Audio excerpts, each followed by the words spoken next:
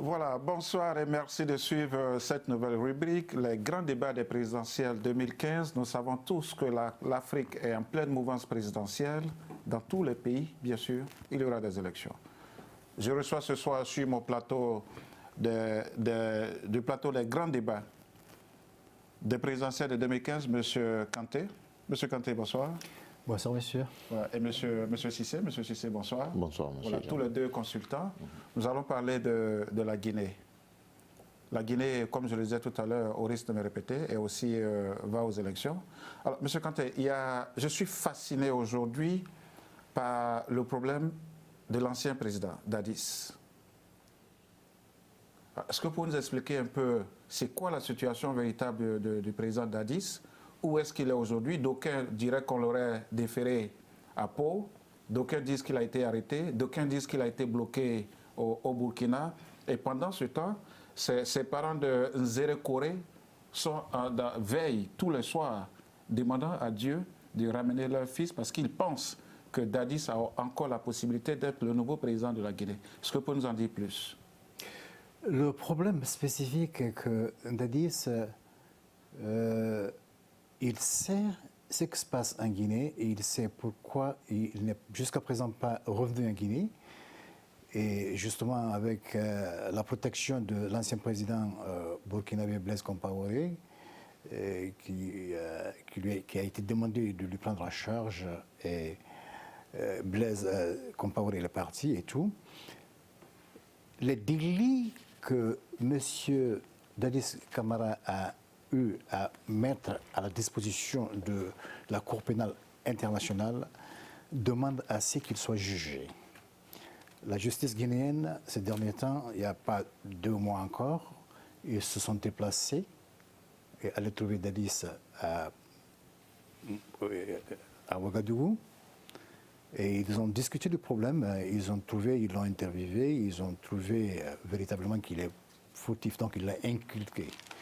Il est inculpé et Dadis, depuis lors, il devrait revenir en Guinée pour être sous la protection justement de la justice guinéenne avant de le déférer à la Cour pénale internationale.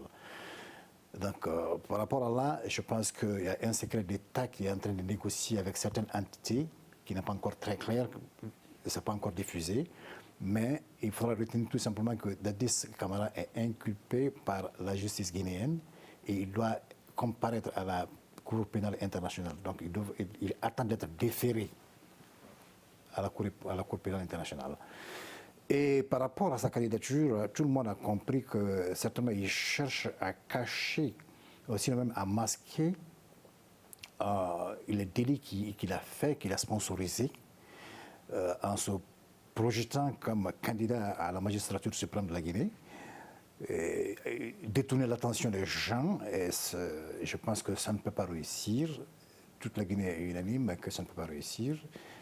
Il est en train de se tromper. Il est en train de se tromper. Ses parents, bien sûr, sont nos parents. Dadis Camara, c'est un fils de la Guinée et tout, comme tout le monde.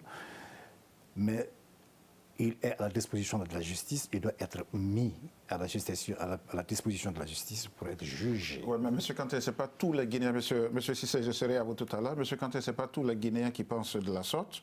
Parce que je voudrais dire, par exemple, qu'il y a le docteur Fodé, qui est le vice-président de l'UFDG, qui est sorti la dernière fois, qui a dit, mais attention, on ne peut pas laisser indéfiniment Dadis Camara en exil. Donc, ce n'est pas tous les Guinéens qui pensent de la sorte. Et ses parents aussi de Nzere. Depuis, on a vu les femmes qui, par exemple, campent à la Belle Étoile pratiquement nues. Donc, tous les Guinéens ne pensent pas de la sorte. Oui, je veux dire que, vous savez, la minorité, c'est seulement la minorité de la population guinéenne. Et surtout, ça a été très surprenant de savoir que l'UFDG s'intéresse à la protection de Dadis Camara. Pourquoi? Parce que, bon, d'abord, pas protection, si je dis protection. S'ils disent que Dadis Camara ne peut pas indéfiniment être à l'exil, ils ont raison. C'est un Guinéen. Il doit rentrer en Guinée. Mais cela n'efface pas ce qu'il a sponsorisé, qui a abouti au carnage du stade du 28 septembre, avec 159 morts. Cela, pendant qu'il était président. Donc, cela n'efface pas ça. Il peut venir en Guinée, ou il pouvait venir en Guinée plus tôt ou plus tard, tout compte fait. Et la justice n'a fait que suivre son cours. Certainement, c'est par rapport à tout ce qui s'est passé justement entre lui et Toumba qui a tiré sur lui. Et beaucoup de personnes aussi qui l'attendent en Guinée pour pouvoir lui causer du tort, ça dépend de la justice dans leurs propres mains. C'est par rapport à tous ces facteurs, certainement qu'il a été jugé de le garder au niveau de la Haute-Volta. Je dis Haute-Volta du Burkina. Du Burkina. je suis ancien. Du Burkina, afin de le protéger avant que la Cour pénale internationale fasse ce qu'il doit faire de lui. Donc, si M. Faudé dit que oui, il ne peut pas rester indéfiniment à l'exil, il a raison, c'est un Guinéen. Il devrait venir, peut-être plus tôt ou plus tard. Et maintenant, c'est ce qui se négocie maintenant, là, parce que la Cour pénale internationale, par le biais justement de la justice guinéenne, est en train de régler le problème afin qu'il soit déféré et jugé. Alors, M. Cissé, avant que vous ne donniez certainement votre point de vue sur les premières questions que je posais à M. Kanté, je m'avais posé la question de savoir un autre Africain à la CPI. Comment voyez-vous cela? Ben, écoutez, c'est un problème de justice. Moi, je pense que... Est-ce que nos justices africaines sont équitables pour juger nos responsables? Bon, de toutes les façons, les Africains, on dit toujours que nos justices ne sont pas équitables. Nous-mêmes, on n'a pas confiance en notre propre justice. Donc, si transférer quelqu'un à la CPI peut consoler ses partisans pour qu'il ait une justice équitable, moi, je pense que, à mon humble avis, il n'y a pas de problème à cela. Moi, je suis pour. Parce que quand on ne fait rien, on ne va pas à la CPI. Et si tu poses des actes qui sont contraires au droit international, c'est normal que tu sois transféré à la CPI pour avoir une justice équitable. Il appartient à tous ceux qui sont à la CPI d'apporter la preuve de leur innocence et ils seront relâchés par la justice. Moi, je ne vois pas de problème particulier à cela. Maintenant que certains Africains disent on ne veut pas de la CPI parce qu'on a l'impression que ça a été créé pour les Africains, j'ai dit mais il n'y a qu'en Afrique où il y a ce genre de comportement. Donc il appartient aux dirigeants de changer de comportement. Et quand ils changeront de comportement, ils n'iront plus à la CPI.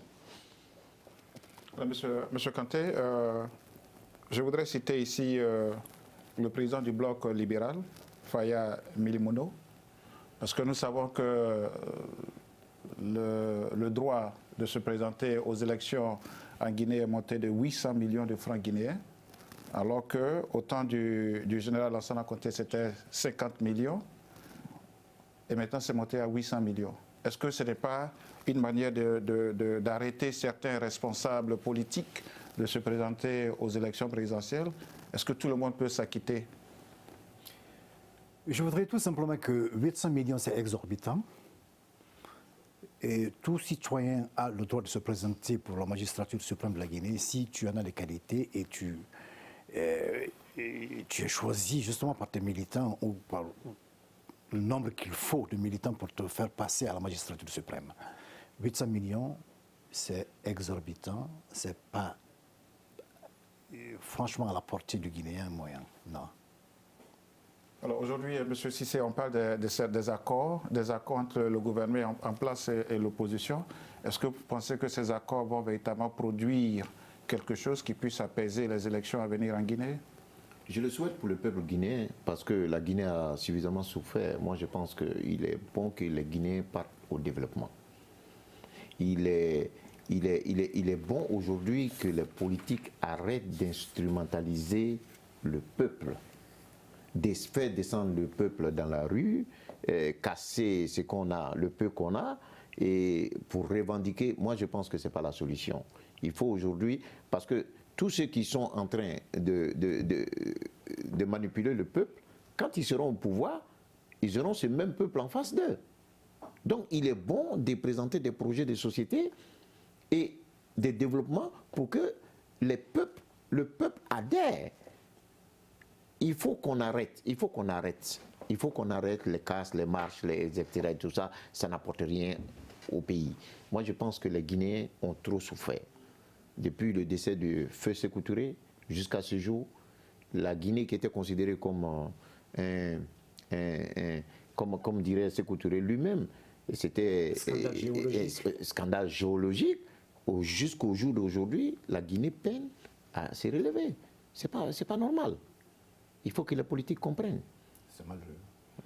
Alors, M. Kanté, vous dites que c'est malheureux. Est-ce que vous pensez qu'aujourd'hui, les présidentielles en Guinée pourront aboutir sur des événements heureux?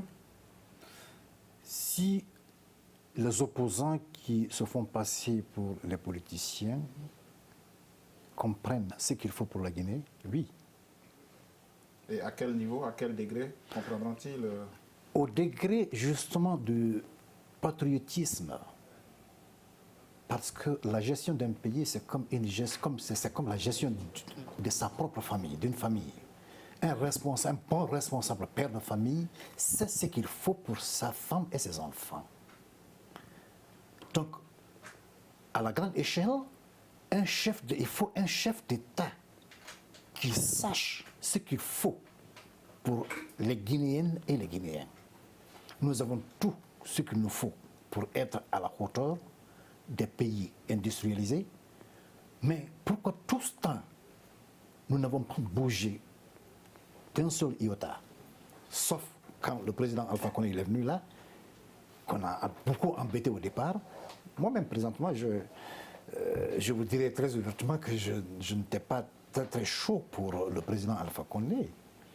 Mais j'ai compris qu'on a mis les bâtons dans ses roues pour le départ. Ceux qui n'ont pas compris, ce pas des politiciens qui sont là, les opposants là. Ce pas des politiciens, je les connais personnellement. Ce pas des politiciens.